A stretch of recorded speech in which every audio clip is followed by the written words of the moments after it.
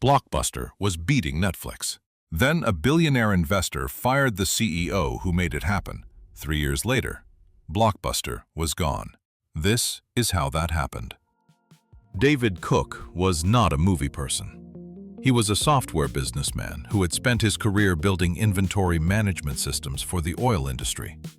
When oil prices collapsed in the early 1980s, Cook looked around for another problem that needed the same solution: a business drowning in product it couldn't track. He found it at the video rental store. In 1985, the video rental industry was a mess of mom-and-pop shops with handwritten inventory cards, no idea what they had in stock, and no way to know what their customers actually wanted to watch. Cook saw a technology problem disguised as a retail business. He built a store around a computerized inventory system that tracked every tape, every rental, every customer preference. On October 19, 1985, the first Blockbuster video opened in Dallas, Texas. 8,000 VHS tapes, open until midnight. It looked like nothing else in the industry. Within 4 years, Blockbuster had hundreds of locations. By the mid-90s, it had thousands. At its peak, Blockbuster was opening a new store somewhere in America every 17 hours. 9,000 locations worldwide, 60 million customers a year. Friday night in America meant one thing: Blockbuster. You know what that felt like. The smell of the carpet, the blue and yellow walls, the new releases wall that you scanned from left to right hoping the one you wanted wasn't already gone. The walk of shame to the previously viewed section when it was. The negotiation at the counter about whether you'd actually rewound the tape. Blockbuster had turned movie night into a ritual. And like all good rituals, it had a tax: late fees. If you returned your tape or DVD 1 day late, Blockbuster charged you. 2 days late, they charged you again. The fees were steep enough to be punitive and common enough to be inevitable. Customers hated them. They complained about them constantly, and Blockbuster kept charging them.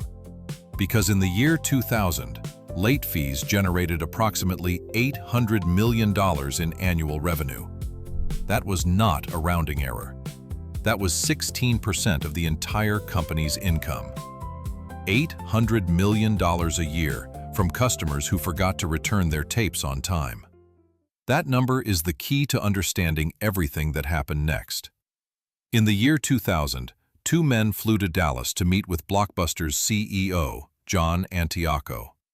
Their names were Reed Hastings and Mark Randolph. They had founded a company called Netflix 3 years earlier. Netflix mailed DVDs to subscribers and let them keep the discs as long as they wanted, with no late fees. The company had about 300,000 subscribers and was losing money. Hastings and Randolph proposed a partnership. Blockbuster would promote Netflix in its stores. Netflix would run Blockbuster's online operation. The price for the whole thing? $50 million. Antioco said no. He wasn't being foolish by the standards of 2000. Netflix was a small, unprofitable mail-order business. Blockbuster was a 9,000 location empire generating billions in revenue. The $50 million ask was not nothing. The handwriting on the wall was not yet visible to most people in that room. But here is what everyone gets wrong about the Blockbuster story. John Antioco eventually saw the wall.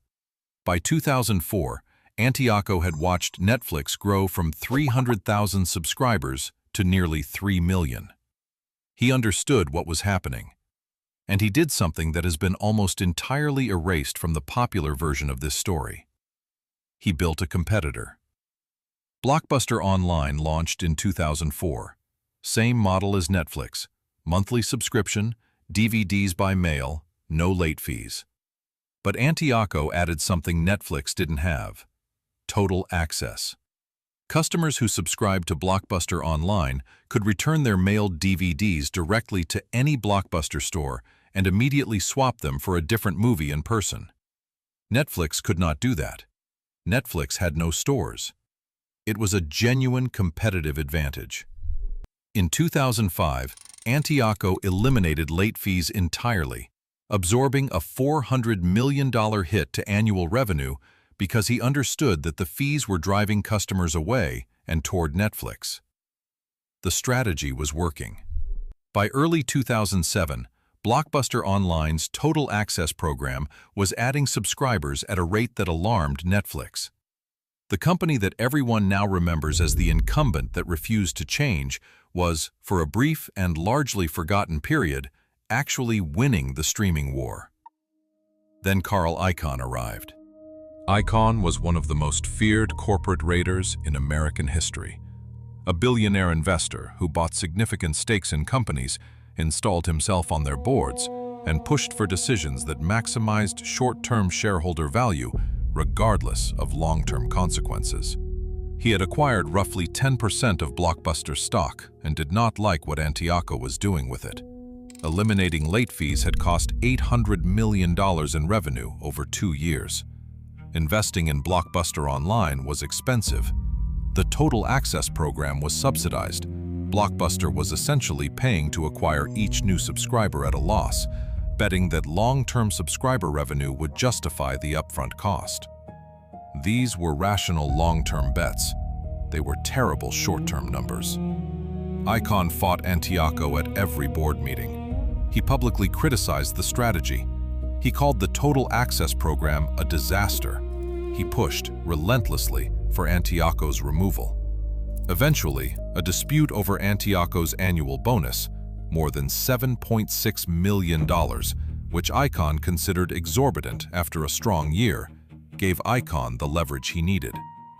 In 2007, John Icahn was forced out. The board replaced him with Jim Keyes, the former CEO of 7-Eleven. Keyes arrived at Blockbuster and assessed the competitive landscape. He then said something that would become one of the most quoted lines in the history of American business failure. "I've been in the business long enough to remember when Netflix was laughed at. I'm not taking it lightly, but I don't see them as a significant threat." Keyes killed Total Access. He reversed the elimination of late fees.